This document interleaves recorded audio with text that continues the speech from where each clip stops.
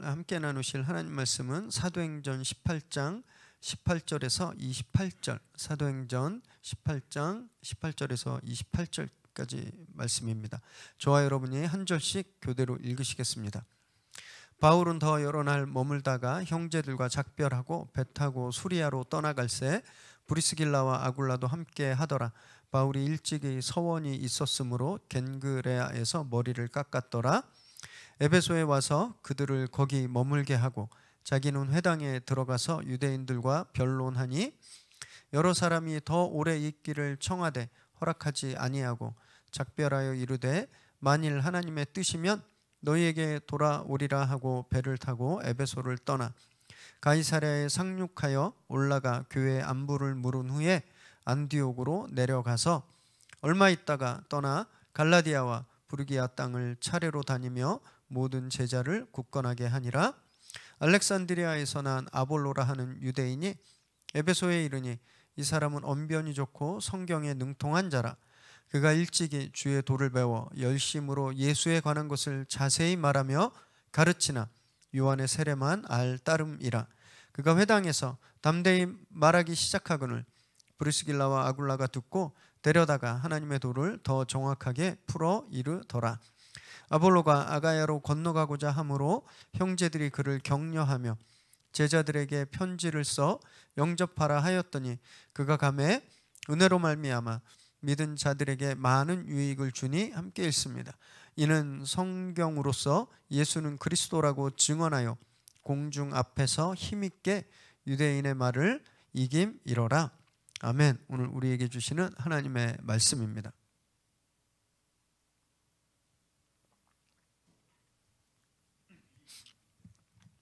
라떼 전설이라고 아시나요? 라떼 전설? 다른 말로 꼰대 전설이라고도 하는데요. 라떼는 말이야 이렇게 시작하는 말들이죠. 나이가 들면 참 이상해요. 훈수 두고 뭐 참견하고 지적하려는 욕망이 불처럼 타오를 때가 있습니다. 요즘 저는 이제 아니라고 생각했는데 저도 가끔 나도 꼰대가 된 거 아닐까 이렇게 생각되는 그런 때가 있는데요. 이렇게 사역자들을 우리 전사님들 사역자들을 이렇게 새로 청빙하면서 인터뷰를 할 때 갑자기 인터뷰 오신 분보다 제가 말을 더 많이 하고 있는 걸 깨닫게 되는 겁니다. 막 대화하다가 사실은 인터뷰 오시는 분이 더 말을 하고 소개를 하고 그래야 되는데 대화하다 보면 제가 더 말을 많이 하고 있는 거예요. 그때 아차 싶습니다. 이거 나도 지금 꼰대 된 거 아닌가? 왜냐하면 이제 후배라고 생각하니까 제가 막 말을 뭐 더 좀 가르쳐주고 싶고 더 조언해주고 싶은 그런 마음이 들었다라는 거예요. 물론 이 라떼가 나쁜 것만은 아닙니다. 선기능도 있죠. 순기능도 있죠. 선배가 가지고 있는 노하우와 지식, 경험들을 전달할 수 있습니다. 그걸 배울 수 있는 기회예요. 그런데 그 방법이 구식이고 또 지혜롭지 않을 때 그때 역기능이 생기는 겁니다. 꼰대 취급당하고 또 이렇게 후배와의 관계가 단절되기 쉽죠. 그래서 요즘 꼰대 자가 판별법이 있답니다. 꼰대 MBTI 검사도 있대요. 그래서 뭐 24개 질문이 있어서 다 답하면 꼰대 레벨 1에서 4까지 딱 이렇게 판별되는 그런 꼰대 MBTI 검사도 있다고 하는데 제가 소개하는 꼰대 판별법은 딱 3가지입니다. 3가지. 3가지 질문이 있어요. 이게 뭐냐 하면 나도 틀릴 수 있다. 나도 틀렸다라고 생각하는지 아니면 내가 후배들에게 이야기할 때 조언을 하는지 아니면 참견하고 있는지 그리고 내가 하는 말이 솔직한지 솔직하지 않은지 속마음을 감추고 있는지 이 3가지를 살펴보라는 거예요.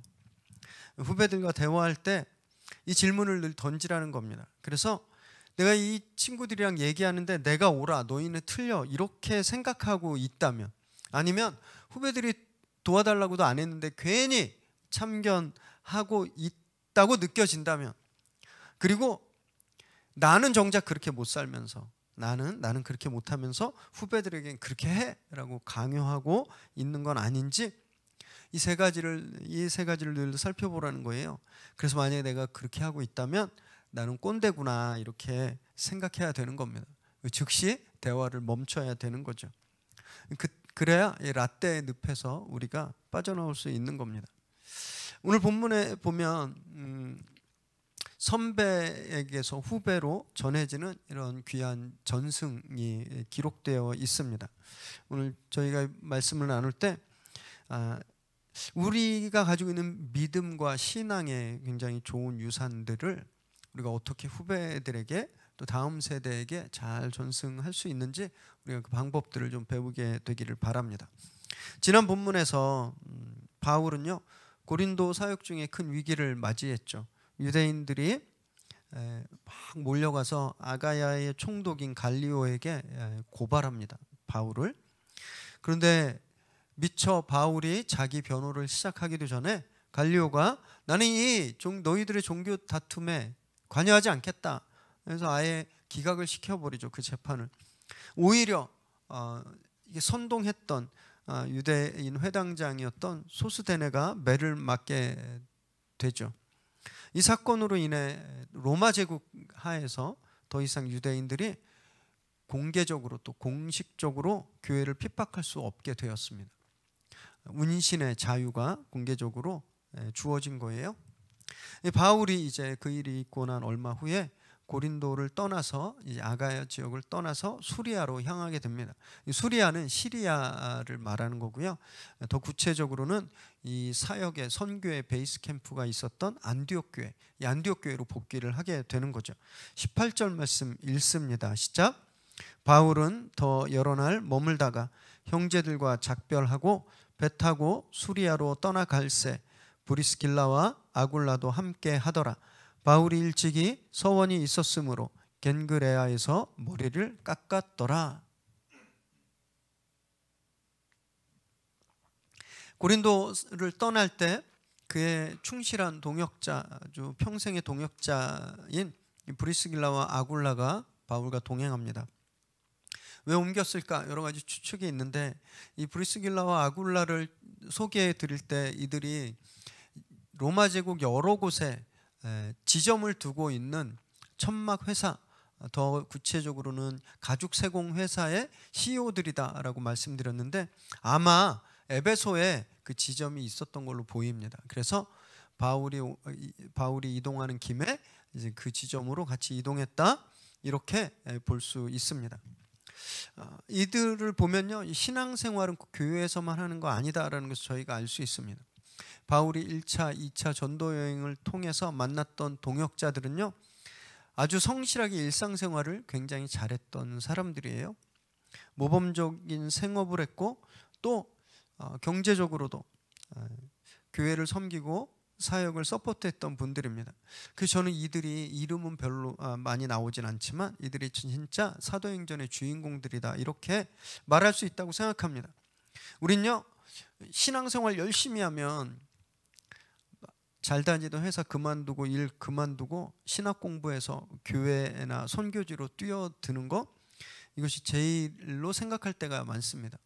그래서 가끔 보면 신학 안 했으면 좋겠는데 막 우기고 신학하는 분들이 좀 계세요. 참 안타깝습니다. 이렇게 애둘러서 이렇게 너무 직접적으로 신학하지 마세요 이렇게 말하면 상처받으실까봐 더 기도해 보세요. 더 쉽지 않습니다. 더 묵상해 보세요. 뭐 이렇게 말리는데 잘 안 들으세요. 본인이 그냥 한번 딱 뭔가에 사로잡히고 어떤 은혜를 한번 받고 막 그러면 그걸 해야 된다고 막 생각하는 겁니다. 그런데요, 꼭 그게 정답은 아니에요. 일터 사역도 교회 풀타임 사역만큼 그것과 똑같이 하나님의 특별한 부르심입니다. 지금 예배 참여하고 계신 우리 성도님들이 그래요?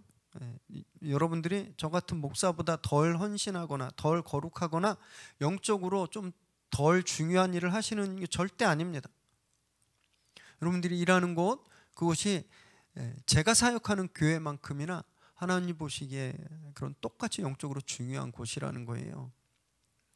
그래서 일터가 일하는 곳이 단지 돈 버는 장소나 아니면 내 이상을 실현하고 내가 성공하는 그런 자리가 아님을 꼭 기억하시기 바랍니다.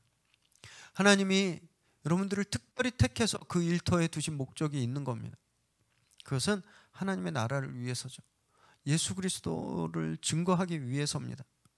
바로 계신 그 자리가 그렇게 예수님을 증거하는 자리임을 잊지 마시고 늘 최선을 다해서 탁월하게 예수님을 증거하시기를 바랍니다. 이 구절에서 우리가 한 가지 좀 주목해야 될 게 있는데요. 이 브리스길라와 아굴라의 이름의 순서가 바뀌었다는 겁니다. 원래 사실은 3주 전에 설교 플러스 질문으로 올라왔어요. 왜냐하면 사도행전 18장 2절에 보면 아굴라의 이름이 먼저 나오고 그 다음에 브리스길라 이름이 나중에 나옵니다. 이때 우리 어떤 분이 다른 데는 브리스길라가 먼저 나오는데 왜 여기는 아굴라가 먼저 나옵니까? 이 질문을 했어요. 그래서 제가 그때 설교 플러스에서 답을 드리려다가 설교 시간에 좀 드리려고 좀 아껴두었습니다. 18장 2절에만 빼놓고 나머지 부분, 성경에서 이 부부가 이름이 나오는 곳이 오늘 본문 외에 로마서 16장 3절, 디모데후서 4장 19절이 있는데 항상 브리스길라가 먼저 나옵니다. 저는 개인적으로 이런 질문이 나왔다는 거에 대해서 되게 우리 교회에 대해서 되게 자랑스러움이 있습니다. 저희가 팬데믹 전에, 비대면 전에 약 횟수로 3년 가까이 리더들과 함께 GBS, 귀납법적 성경 공부를 했잖아요. 그때 제가 강조했던 게 질문하는 거였습니다. 질문하는 거. 그리고 성경 본문을 그냥 허투루 보는 것이 아니라 뭔가 다른 점이 있는지, 특히 사람 이름, 접속사 이런 것들에 대해서 주의해서 묵상하라고 말씀드렸는데 그 열매가 이제 나타난 것 같아서 너무너무 기뻤어요. 질문하지 않으면 아무것도 발견할 수 없습니다. 어떤 학자들은요, 브리스길라 이름이 먼저 나온 것에 대해서 브리스길라 친정이 이 천막회사 오너 집안이었기 때문에 그녀의 이름이 먼저 나왔다 이렇게 해석하기도 해요. 물론 그렇게 보이는 역사적인 정황들도 있습니다. 그러나 누가가 여기에서 브리스길라 이름을 먼저 언급한 이유는 그녀가 교회의 아주 훌륭한 리더였기 때문에 그렇습니다.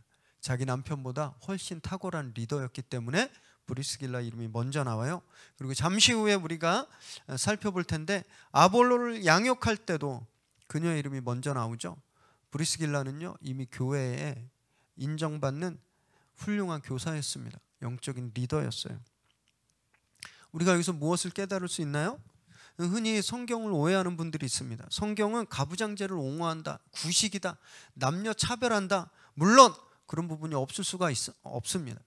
한계예요.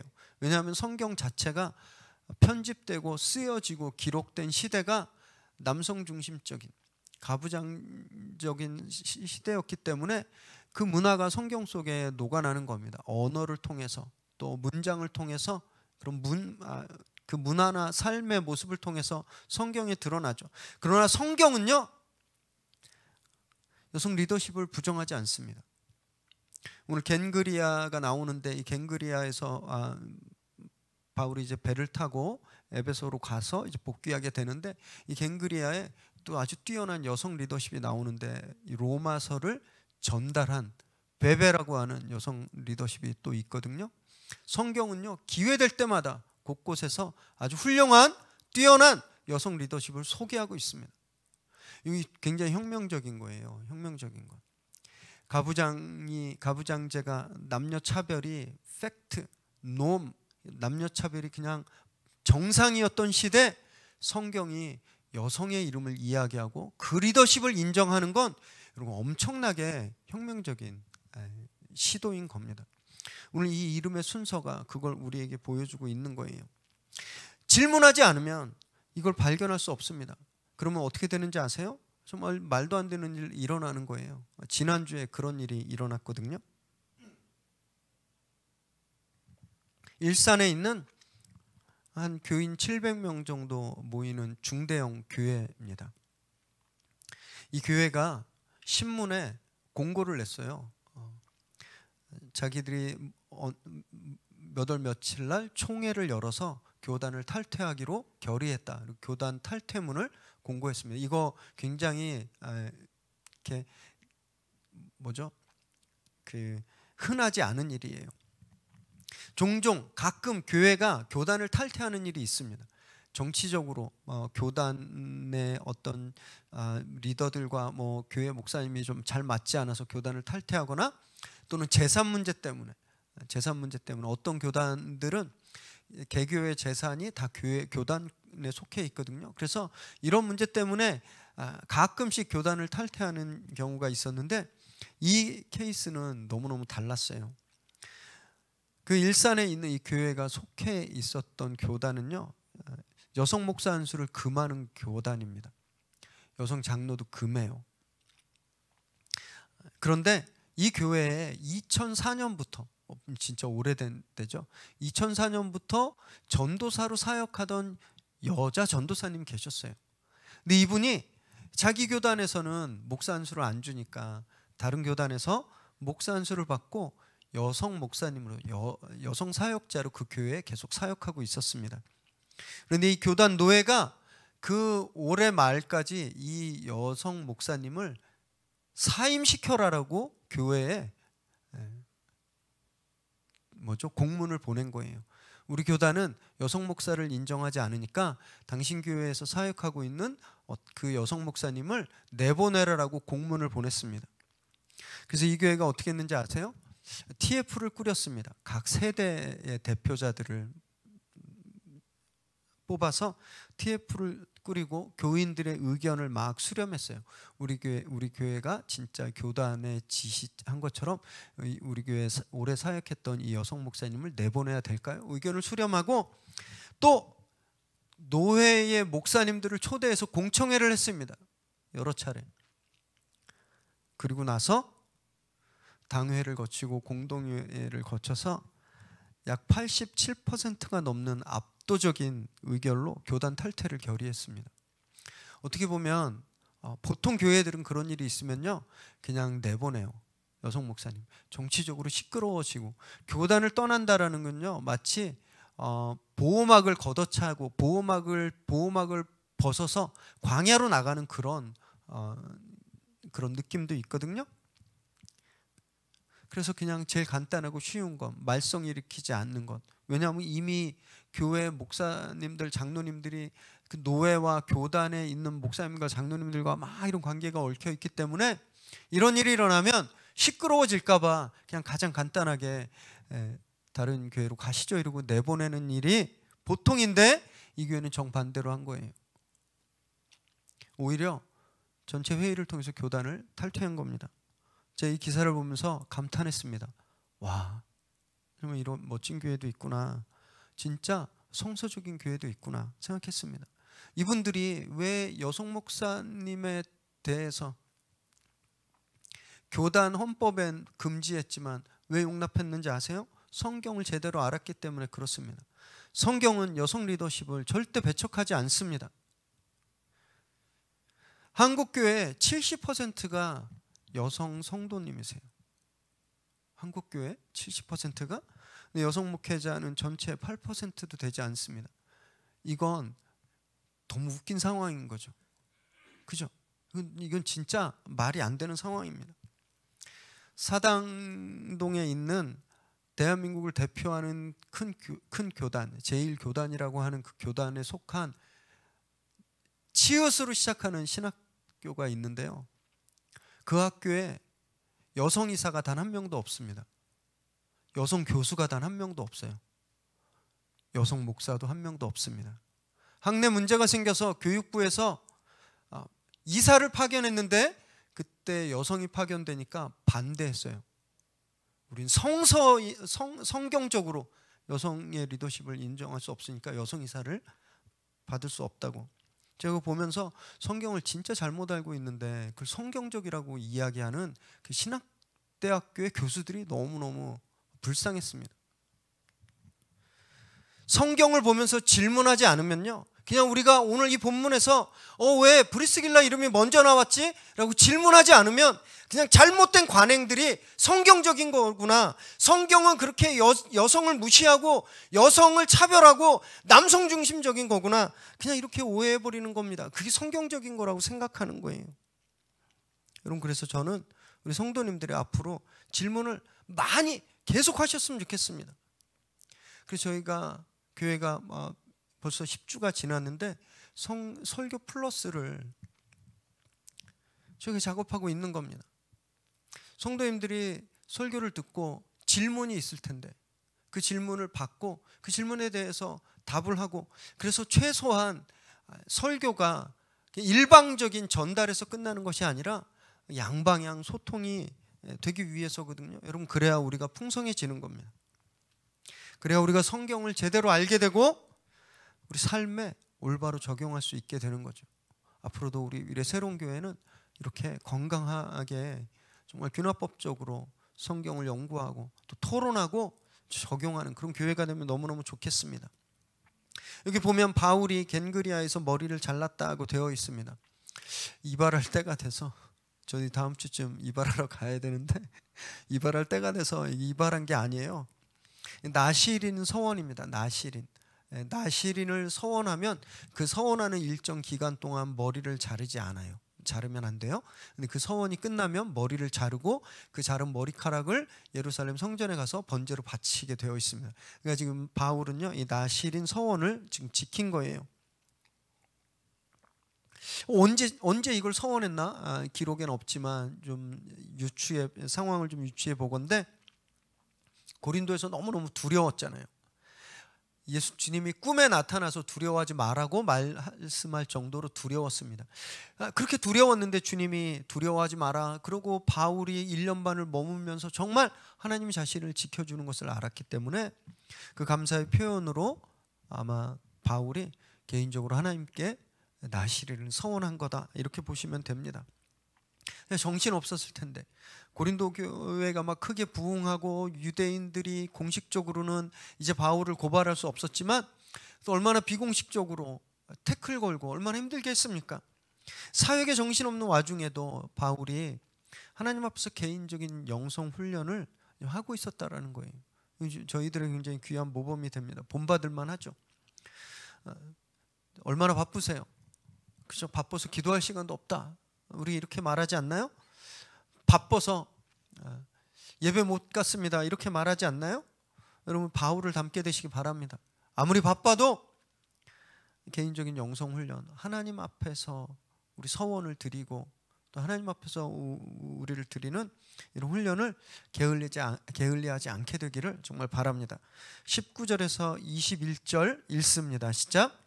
에베소에 와서 그들을 거기 머물게 하고 자기는 회당에 들어가서 유대인들과 변론하니 여러 사람이 더 오래 있기를 청하되 허락하지 아니하고 작별하여 이르되 만일 하나님의 뜻이면 너희에게 돌아오리라 하고 배를 타고 에베소를 떠나.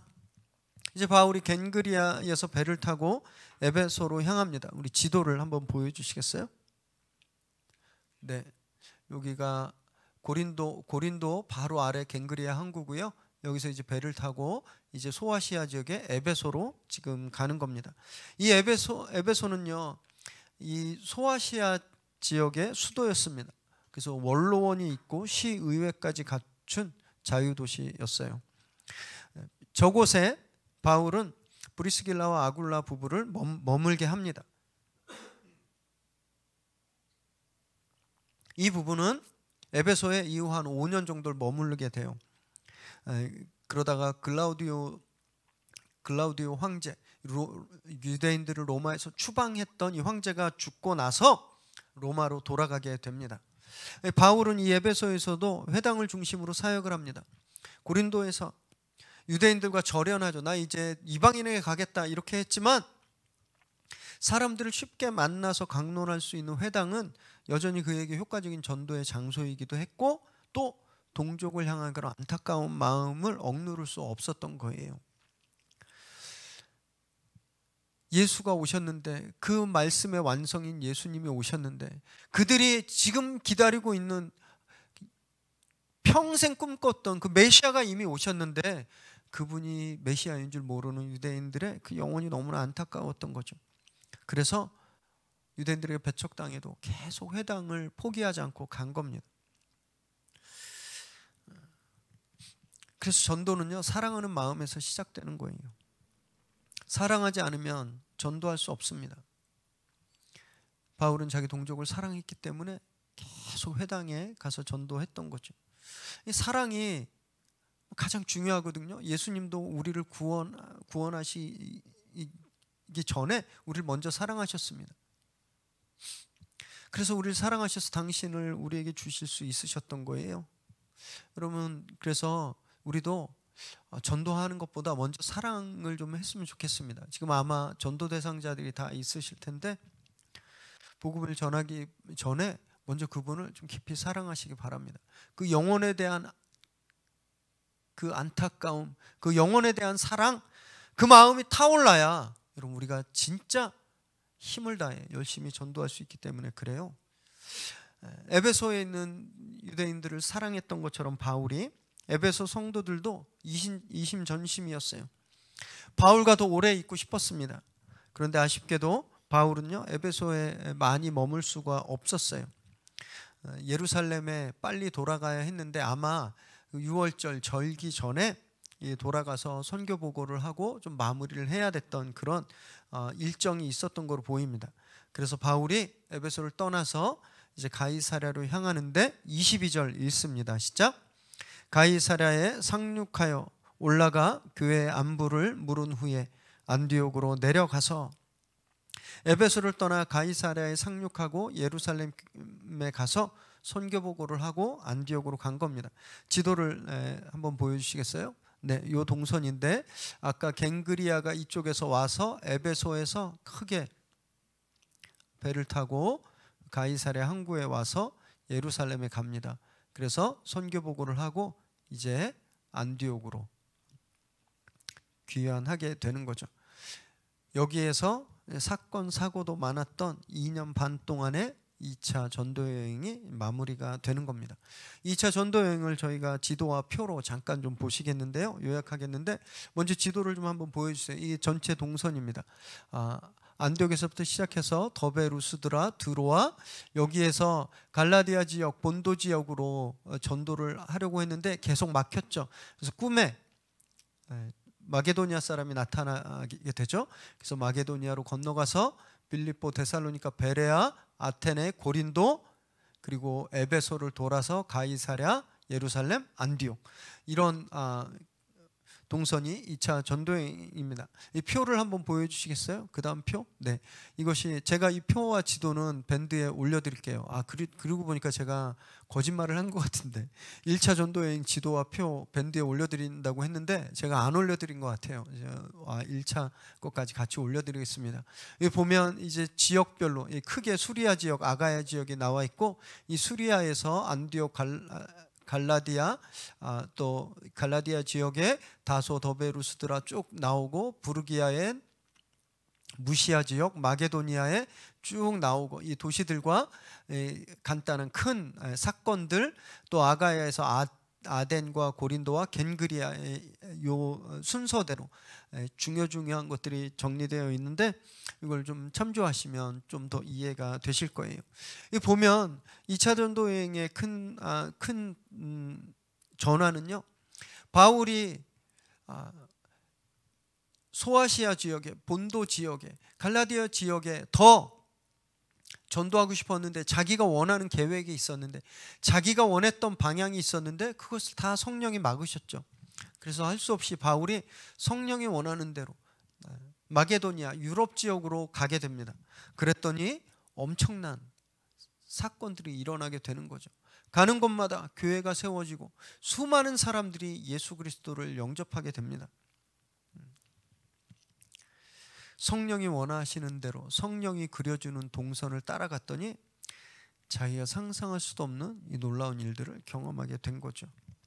여러분, 그래서 우리는요 성령의 이끌림을 늘 받아야 됩니다. 우리 생각도 있어요.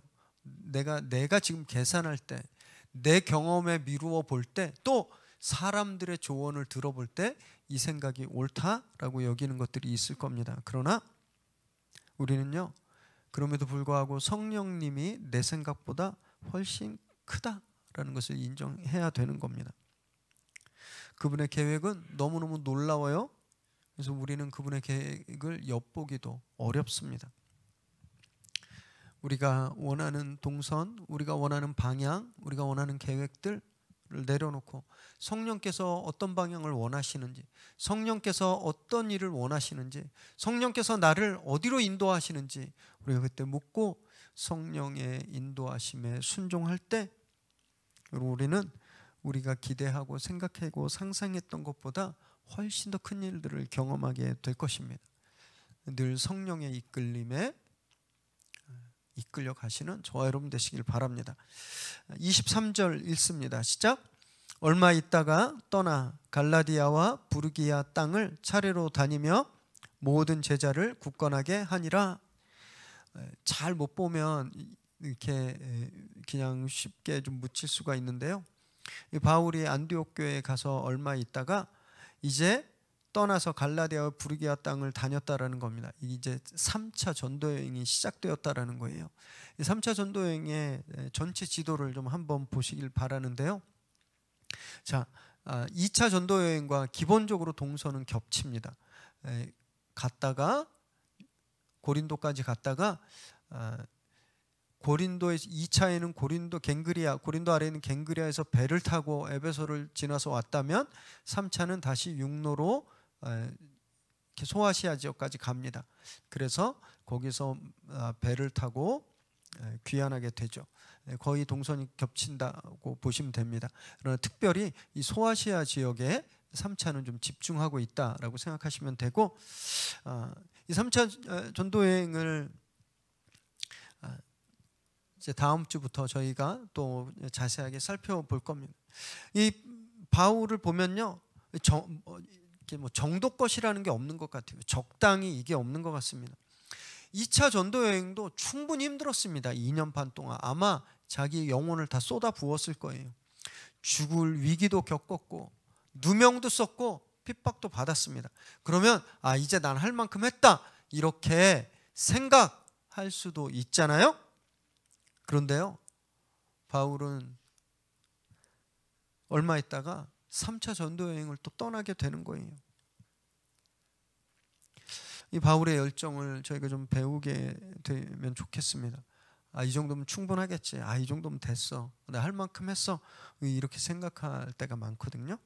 그것이 아니라 내가 할 수 있는 한 맥시멈으로 최선을 다해서 생활하고 최선을 다해서 사역하고 최선을 다해서 섬기는 저와 여러분 되시기 바랍니다. 이렇게 본격적으로 3차 전도여행을 떠났다고 하면 이 3차 전도여행의 스토리가 나와야 되는데, 누가가 이 3차 전도여행을 본격적으로 기록하기 전에 한 특별한 인물을 소개합니다. 이 초대교회 아주 걸출한 명설교자였던 아볼로예요. 24절에서 26절까지 읽습니다. 시작. 알렉산드리아에서 난 아볼로라 하는 유대인이 에베소에 이르니 이 사람은 언변이 좋고 성경에 능통한 자라. 그가 일찍이 주의 도를 배워 열심으로 예수에 관한 것을 자세히 말하며 가르치나 요한의 세례만 알 따름이라. 그가 회당에서 담대히 말하기 시작하거늘 브리스길라와 아굴라가 듣고 데려다가 하나님의 도를 더 정확하게 풀어 이르더라. 바울이 3차 전도 여행을 해서 아까 보셨듯이 갈라디아와 부르기아 지방을 다닐 때 에베소에 남아 있었다 그랬잖아요. 브리스길라와 아굴라가 이집트 알렉산드리아 출신인 아볼로를 만나게 됩니다. 이 아볼로에 대해서 소개가 언변이 좋고 성경에 능하다 그랬는데, 언변이 좋은 건 단지 속된 말로 말빨만 좋다라는 것이 아닙니다. 아주 수사하게 아주 능했다라는 거예요. 이 수사하고 웅변술은 굉장히 권위 있는 학문 중에 하나 있습니다. 당시에. 그러니까 아주 고등교육을 받은 사람이었고 또 구약 성경에 아주 전문가였다라는 거예요. 게다가 당시 최고의 그 문명을 자랑했던 알렉산드리아 출신 석학이었습니다. 그리고 그가 회당에서 성경을 논할 정도면 이미 명성도 인정받았다라는 것을 알 수 있는데, 그가 회당에서 변론하는 것을 듣고 브리스길라와 아굴라가 데려다가 양육합니다. 굉장히 짧게 기록되어 있지만 좀 자세히 보면 귀납법적으로 질문해보고 아까 이름 순서에처럼 우리가 조금 더 깊이 보면 놀라운 것을 발견하게 되는 거예요. 아볼로는요 PhD였습니다. PhD. 세상 철학의 PhD고 성경의 PhD였어요. 그런데 그가 율법적으로 부정한 직업으로 여겨졌던 가죽 세공업과 텐트 사업을 하는 부부에게 가르침을 받는 것, 여러분 쉬웠을까요? 세상에서 제일 가르치기 어려운 직업군이 있는데 목사입니다. 목사. 진짜 안 바뀌어요. 저도 그런 한계가 없다고는 말씀드릴 수 없습니다. 남들에게 잘 배우려고 하지 않아요. 성직 계급주의가 자기도 모르게 있는 겁니다. 어디 감히 목사를 가르치려고 들어. 평신도 분들은 그냥 목사가 가르쳐주는 대로 해야 돼. 이런 거가 아주 강하게 있어요. 저도 안 그러려고 많이 노력합니다. 많이 노력하는데 저도 목사라 어쩔 수 없이 그런 것들이 나올 때가 있더라고요. 아볼로는 그런 사람이었어요. 세상 학문에도 PhD고 성경에도 PhD고, 그런데 하찮은 그것도 떳떳하지 못한 직업을 가지고 있는 부부에게 성경을 배운다는 게 말이 될까요? 그런데요, 아볼로는 그걸 거절하거나 무시하지도 않았어요. 이들에게 배웠습니다. 겸손해야 배울 수 있고, 그래야 진리를 이렇게 깨달을 수 있는 거예요. 우리 성도님들도 나름 전문 영역이 있을 겁니다. 나름 어떤 영역에선 다 전문가들이실 거예요. 여러분, 이 전문성은 중요한데 그러나 전문성의 함정에 빠지지 말아야 됩니다. 성령이 그것을 벗어나는 배움의 기회를 주실 때 겸손히 순종할 줄 알아야 됩니다. 브리스길라와 아굴라가 아볼로를 데려다 가르칠 때 당신들 혹시 학위 어디서 받았어요? 어디 신학교에 나왔어요? 라이센스 있어요? 박사학위 있어요? 이렇게 무시하고 그들의 가르침을 거절했다면 그냥 아볼로는 그냥 그저 그런 설교가로 그냥 사라졌을 거예요. 그러나 그가 겸손히 브리스길라와 아굴라의 가르침을 배웠습니다. 그래서 성령께서 그를 업그레이드 시켜주시고 정말 이 고린도 교회의 큰 리더로 세워주셨거든요. 또 브리스길라와 아굴라도 진짜 훌륭한 리더입니다. 꼰대가 아니었어요. 꼰대가. 아볼로의 모자란 점을 발견했죠. 설교하는 걸 잘 들어보니까 뭐 예수님에 대해서는 알고 있는데 성령세를 못 받았네. 성령은 모르네. 그걸 발견했을 때 라떼는 말이야 이렇게 하지 않았다라는 겁니다. 지적하고 훈수두지 않았습니다. 그를 포용했어요. 여기 데려갔다라고 되어 있잖아요. 이건 인도하고 용납하고 받다라는 겁니다. 문을 열고 그를 자기 공동체 안으로 받아들인 거예요. 모자람이 있었는데 받아들인 겁니다. 그리고 그를 양육했어요. 어떻게 양육했을까요? 브리스길라와 아굴라가 고린도에서 이들이 바울과 어떤 관계였는지를 알면 되죠. 생업이 같아서 같이 텐트 치고 같이 사역했거든요. 같이 생활했습니다. 그러면서 바울에게 양육받았겠죠. 그대로 했을 거라고 저는 생각합니다. 아볼로를 맞아들여서 같이 생활하고 성경을 토론하고 후원하고 재정적으로 서포트했을 거예요. 쉽지 않았을 겁니다. 모난돌이 정 맞는다는 말이 있는데 뛰어난 후배는 늘 선배의 견제를 받게 되어 있잖아요. 교회를 한번 생각해 보세요. 새신자가 새로운 분이 왔는데 막 말도 엄청 잘하고 기도 시켜봤더니 막 꿀처럼 꿀 바른 것처럼 기도도 너무너무 잘하고 성경 나는 모르는데 막 성경 내가 모르는 단어도 알고 막 심지어 원어까지 막 알고. 여러분 그러면요 기존에 있던 성도님들 불편합니다. 우린 기본적으로 나보다 잘난 후배가 불편한 사람들이에요. 그런데 브리스길라와 아굴라는 그러지 않았습니다.